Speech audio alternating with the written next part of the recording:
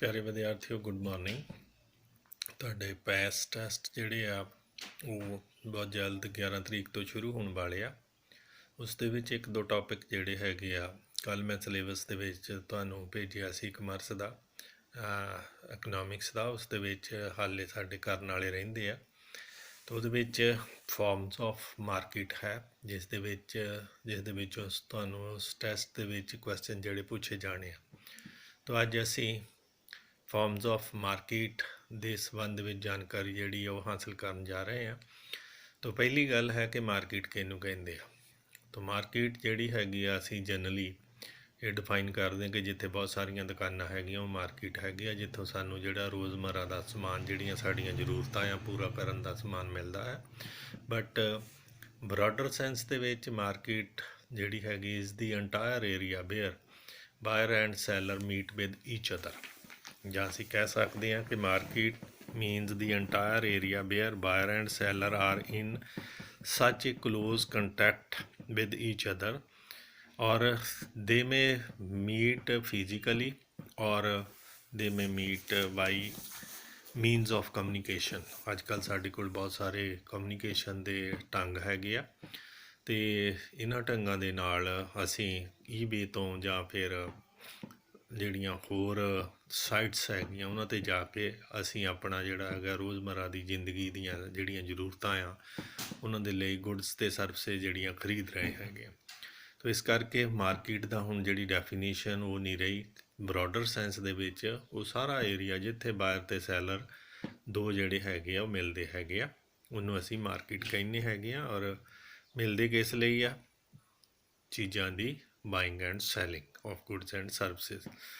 ਤਾਂ ਇਸ ਦੇ ਵਿੱਚ ਅਸੈਂਸ਼ੀਅਲ ਫੀਚਰ ਆਫ ਜੇ ਮਾਰਕੀਟ ਦੇਖੀਏ ਤਾਂ ਏਰੀਆ ਜਿਹੜਾ ਹੈਗਾ ਕੋਈ ਸਪੈਸੀਫਿਕ ਏਰੀਆ ਨਹੀਂ, ਸਾਰੇ ਦਾ ਸਾਰਾ ਹੀ ਏਰੀਆ ਜਿੱਥੇ ਬਾਇਰ ਅਤੇ ਸੈਲਰ ਕਿਸੇ ਵੀ ਢੰਗ ਦੇ ਨਾਲ ਫਿਜ਼ੀਕਲੀ ਜਾਂ ਫਿਰ ਥਰੂ ਮੀਨਸ ਆਫ ਕਮਿਊਨੀਕੇਸ਼ਨ, ਜਿੱਦਾਂ ਮੋਬਾਈਲ ਹੈਗਾ ਆ, ਇਸ ਵੇਲੇ ਤੁਹਾਡੇ ਨਾਲ ਮੇਰਾ ਕੰਟੈਕਟ ਨਹੀਂ ਹੈਗਾ ਪਰ ਅਸੀਂ ਫਿਰ ਵੀ ਇੱਕ ਦੂਜੇ ਦੇ ਕੰਟੈਕਟ ਦੇ ਵਿੱਚ ਹਾਂ, ਕਿਉਂਕਿ ਮੈਂ ਤੁਹਾਨੂੰ ਵੀਡੀਓ ਬਣਾ ਕੇ ਤੁਹਾਡਾ ਸਿਲੇਬਸ ਜਿਹੜਾ ਹੈਗਾ ਆ ਪੂਰਾ ਕਰਾ ਰਹੇ ਹਾਂ। ਔਨਲਾਈਨ ਅੱਜ ਕੱਲ੍ਹ ਸਾਰਾ ਕੁਝ ਜਿਹੜਾ ਹੈਗਾ ਟ੍ਰਾਂਜੈਕਸ਼ਨ ਵੀ ਅਤੇ ਨਾਲ ਦੀ ਨਾਲ ਪੜ੍ਹਾਈ ਵੀ ਤੁਹਾਡੀ ਜਿਹੜੀ ਔਨਲਾਈਨ ਚੱਲ ਰਹੀ ਹੈਗੀ ਆ। ਅਤੇ ਸਕੂਲ ਦੇ ਵਿੱਚ ਅਸੀਂ ਇਕੱਠੇ ਨਹੀਂ ਹੁੰਦੇ, ਪਰ ਸਕੂਲ ਤੋਂ ਬਾਹਰ ਜਿਹੜਾ ਹੈਗਾ ਜਿੱਥੇ ਜਿੱਥੇ ਵੀ ਬੈਠੇ ਹਾਂ ਉੱਥੇ ਤੁਹਾਨੂੰ ਇਹ ਜਿਹੜੀ ਹੈਗੀ ਆ ਕੰਟੈਂਟ ਜਿਹੜਾ ਹੈਗਾ ਉਹ ਮੁਹੱਈਆ ਕਰਾਇਆ ਜਾ ਰਿਹਾ। ਇਸੇ ਤਰ੍ਹਾਂ ਹੀ ਇਹ ਜਿਹੜੀ ਮਾਰਕੀਟ ਹੈਗੀ ਇਸ ਦੀ entire area where buyer and seller meet by means of communication। one commodity ਔਰ ਸਰਵਿਸਿਜ਼, ਹਰੇਕ ਕਮੋਡਿਟੀ ਦਾ ਇੱਕ ਮਾਰਕੀਟ ਹੈਗੀ ਆ। ਜੇ ਖੰਡ ਆ ਤਾਂ ਖੰਡ ਦਾ ਬਾਜ਼ਾਰ, ਗੁੜ ਅਤੇ ਗੁੜ ਦਾ ਬਾਜ਼ਾਰ। ਤਾਂ ਹਰੇਕ ਪਾਰਟੀਕੂਲਰ ਕਮੋਡਿਟੀ ਜਿਹੜੀ ਹੈਗੀ ਆ, every commodity has it's on market, B A simple commodity ਔਰ ਸਰਵਿਸਿਜ਼ ਇਨ ਦਾ ਮਾਰਕੀਟ। ਤਾਂ ਹਰੇਕ ਕਮੋਡਿਟੀ ਦਾ ਆਪਣਾ ਬਾਜ਼ਾਰ ਜਾਂ ਮਾਰਕੀਟ ਜਿਹੜੀ ਹੈਗੀ ਆ ਹੁੰਦੀ ਹੈਗੀ ਆ। ਉਸ ਤੋਂ ਬਾਅਦ buyer and seller, both buyer and seller are needed in the market. ਜੇ ਕਹਿੰਦੇ ਆ ਕਿ ਸਾਰੇ ਦੇ ਸਾਰੇ ਸੈਲਰ ਹੀ ਹੈਗੇ ਆ, ਬਾਇਰ ਨਹੀਂ ਹੈਗਾ, ਤਾਂ then this is not a market. ਜੇ ਸਾਰੇ ਦੇ ਸਾਰੇ ਬਾਇਰ ਆ, ਸੈਲਰ ਨਹੀਂ ਹੈਗਾ, ਤਾਂ ਉਹ ਵੀ ਮਾਰਕੀਟ ਨਹੀਂ। ਤਾਂ ਮਾਰਕੀਟ ਦੇ ਵਿੱਚ ਦੋ ਚੀਜ਼ਾਂ ਦਾ ਹੋਣਾ ਜ਼ਰੂਰੀ ਆ, buyer as well as seller. ਉਸ ਤੋਂ ਬਾਅਦ same price can be different in different region due to some reason, but a specific reason its trend remains the same।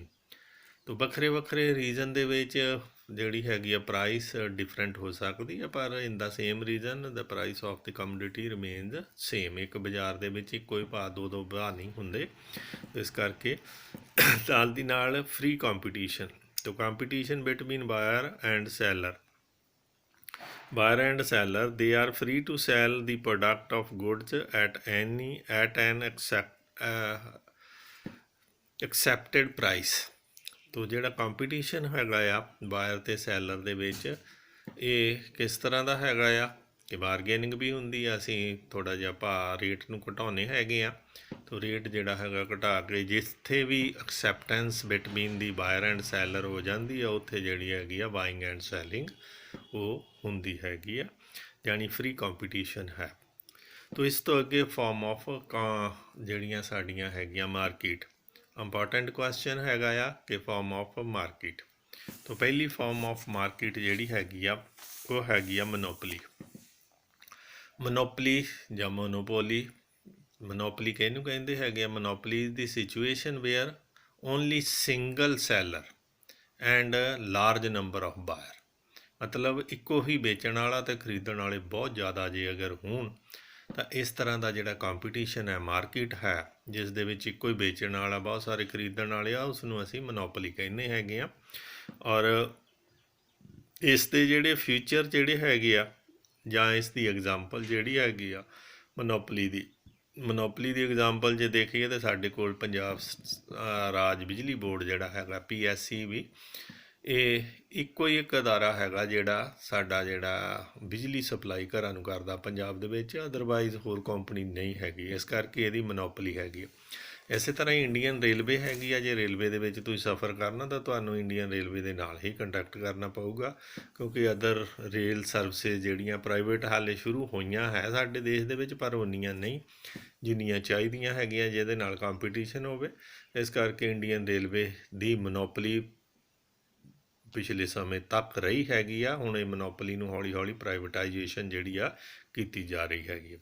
ਤੋ ਇਹ ਤਾਂ ਸੀ ਮੋਨੋਪਲੀ ਦੀਆਂ ਕੁਛ ਇੱਕ ਐਗਜ਼ਾਮਪਲਸ ਜਿਹੜੀਆਂ ਮੈਂ ਤੁਹਾਨੂੰ ਦੱਸੀਆਂ। ਉਸ ਤੋਂ ਬਾਅਦ ਇਸ ਦੇ ਫੀਚਰ ਹੈਗੇ ਆ one seller and large number of buyer. ਇਸ ਦੀ ਡੈਫੀਨੇਸ਼ਨ ਤੋਂ ਹੀ ਪਤਾ ਕਿ ਇੱਕ ਹੀ ਵੇਚਣ ਵਾਲਾ ਅਤੇ ਖਰੀਦਦਾਰ ਜਿਹੜੇ ਬਹੁਤ ਜ਼ਿਆਦਾ ਹੋਣ ਤਾਂ ਉਸ ਤਰ੍ਹਾਂ ਦੀ ਮਾਰਕੀਟ ਨੂੰ ਅਸੀਂ ਕਹਿੰਦੇ ਹੈਗੇ ਆ ਮੋਨੋਪਲੀ। ਸੈਕਿੰਡ ਹੈਗਾ restriction on the entry of new firms. Monopoly ਦੇ ਵਿੱਚ ਨਵੀਂ ਫਰਮ ਜਿਹੜੀ ਹੈਗੀ ਆ ਉਸ 'ਤੇ ਰਿਸਟ੍ਰਿਕਸ਼ਨ ਹੈਗੀ ਆ, ਉਹ ਆਪਣਾ ਕਾਰੋਬਾਰ ਨਹੀਂ ਕਰ ਸਕਦੀ।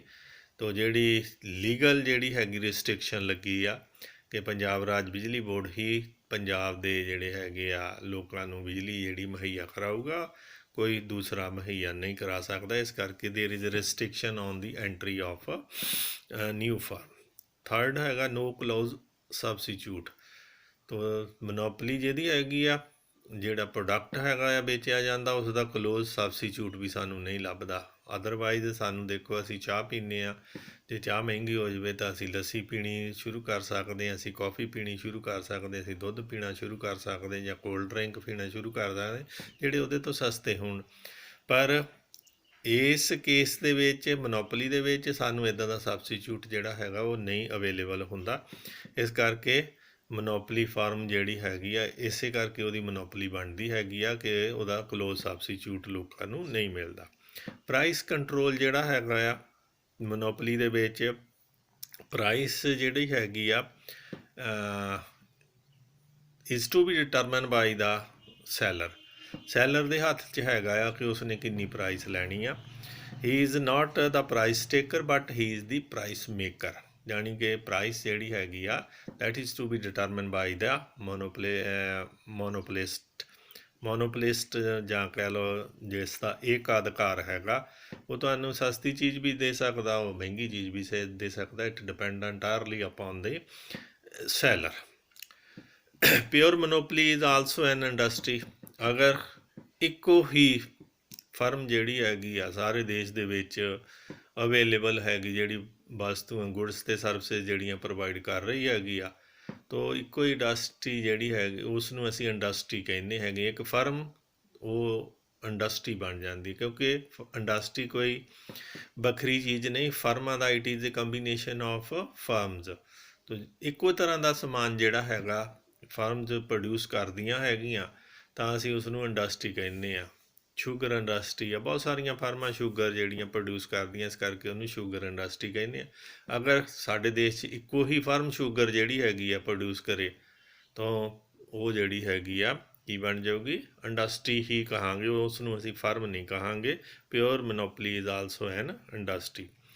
ਪ੍ਰਾਈਸ ਡਿਸਕ੍ਰਿਮੀਨੇਸ਼ਨ ਜਿਹੜਾ ਹੈਗਾ ਇਹ ਡਿਪੈਂਡ ਕਰਦਾ ਵੇਚਣ ਵਾਲੇ ਅਤੇ ਸੈਲਰ 'ਤੇ ਕਿ ਤੁਹਾਡੇ ਨਾਲ ਉਸ ਦਾ ਕਿਸ ਤਰ੍ਹਾਂ ਦਾ ਵਿਵਹਾਰ ਹੈਗਾ। ਜੇ ਤਾਂ ਤੁਹਾਡੇ ਨਾਲ ਵਿਵਹਾਰ ਚੰਗਾ ਹੈਗਾ ਤਾਂ ਤੁਹਾਨੂੰ ਸਸਤੀ ਚੀਜ਼ ਵੀ ਦੇ ਸਕਦਾ, ਜੇ ਵਿਵਹਾਰ ਨਹੀਂ ਚੰਗਾ ਤਾਂ ਤੁਹਾਨੂੰ ਮਹਿੰਗੀ ਚੀਜ਼ ਵੀ ਦੇ ਸਕਦਾ। ਤੋ ਪ੍ਰਾਈਸ ਜਿਹੜੀ ਹੈਗੀ ਆ ਦੇਰ ਇਜ਼ ਪ੍ਰਾਈਸ ਡਿਸਕ੍ਰਿਮੀਨੇਸ਼ਨ, ਮਤਲਬ ਵੱਧ ਘੱਟ ਕੀਮਤ ਜਿਹੜੀ ਹੈਗੀ ਆ ਡਿਪੈਂਡ ਕਰਦੀ ਹੈਗੀ ਆ ਕਿ ਵੇਚਣ ਵਾਲੇ 'ਤੇ ਉਸਨੇ ਕਿੰਨੇ ਨੂੰ ਵੇਚਣੀ ਹੈਗੀ। ਇਸ ਤੋਂ ਅੱਗੇ ਜਿਹੜਾ ਹੈਗਾ ਐਵਰੇਜ ਅਤੇ ਮਾਰਜਨਲ ਜਿਹੜੀ ਹੈਗੀ ਆ ਸਾਡੇ ਕੋਲ ਕਾਸਟ ਐਵਰੇਜ ਤੇ ਮਾਰਜਨਲ ਜਿਹੜੀ ਹੈਗੀ ਆ ਕਾਸਟ ਜਾਂ ਰੈਵਨਿਊ। ਐਵਰੇਜ ਰੈਵਨਿਊ ਜਿਹੜਾ ਹੈਗਾ ਇਹ ਕਰਵ ਜਿਹੜੀ ਹੈਗੀ ਆ that is above the marginal revenue curve. ਕਿਉਂ ਹੈਗੀ ਆ? ਕਿਉਂਕਿ ਐਵਰੇਜ ਰੈਵਨਿਊ ਜਿਹੜਾ ਹੈਗਾ ਵੱਧ ਆਉਂਦਾ ਹੈਗਾ। ਇਸ ਦੇ ਵਿੱਚ ਜਿਹੜੀ ਪ੍ਰਾਈਸ ਡਿਸਕ੍ਰਿਮੀਨੇਸ਼ਨ ਕਰਕੇ ਐਵਰੇਜ ਜਿਹੜਾ revenue is greater then the marginal revenue. ਇਸ ਕਰਕੇ ਐਵਰੇਜ ਰੈਵਨਿਊ ਕਰਵ ਜਿਹੜੀ ਹੈਗੀ ਆਲਵੇਜ਼ ਅਬਵ ਦੀ ਮਾਰਜਨਲ ਰੈਵਨਿਊ ਕਰਵ। ਤੋ ਇਹ ਤਾਂ ਸੀਗੇ ਕੁਛ ਇੱਕ ਫੀਚਰਸ। ਤੁਸੀਂ ਇਹਨਾਂ ਨੂੰ ਆਪਣੀ ਕਿਤਾਬ ਤੋਂ ਵੀ ਪੜ੍ਹਨਾ ਹੈਗਾ, ਇਸ ਵੀਡੀਓ ਨੂੰ ਵੀ 1-2 ਵਾਰੀ ਸੁਣ ਕੇ ਉਸ ਤੋਂ ਬਾਅਦ ਜਿਹੜਾ ਹੈਗਾ ਜੇ ਕਿਸੇ ਦਾ ਕੁਐਸਚਨ ਹੈ you may ask. Thank you and have a nice day.